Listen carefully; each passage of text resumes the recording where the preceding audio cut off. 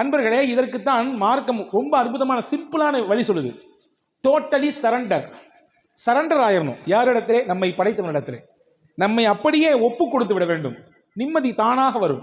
சிம்பிளாக சொல்கிறேன், நம்ம எல்லாத்துக்கும் புரியுத மாதிரி சொல்கிறேன். வீட்டில் குழந்தைகள் இருக்குது, எல்லார் வீட்லேயும் குழந்தைகள் இருக்குது. அதனுடைய அந்த சிரிப்பை பார்த்து நாம் எவ்வளவு தூரம் சந்தோஷப்படுறோம். அந்த குழந்தைங்க சிரித்தா வெளியே எவ்வளோ டென்ஷனோடு வந்தாலும் அந்த பிள்ளைங்க முகத்தை பார்த்தோன்னா அப்படியே அப்படி ஃபுல்லாக இறங்கிடுது. ஹை பிபி இருந்தாலும் அந்த பிள்ளைங்களை பார்த்த உடனே அதில் அந்த குழந்தைகளுடைய அந்த கொஞ்சலை எடுத்து கொஞ்சம் பொழுது அப்படியே ஃபுல்லாக இறங்கிடுது. கள்ளம் கபடம் இல்லாத சிரிப்பு, கவலை இல்லாத சிரிப்பு, நைட்டு என்ன சாப்பாடு தர போனாங்க நமக்கு என்ற யோசனை இல்லாத சிரிப்பு, நாளைக்கு என்ன ட்ரெஸ் நமக்கு போட்டு விட போகிறாங்க என்ற எந்த சிந்தனையும் இல்லாத சிரிப்பு.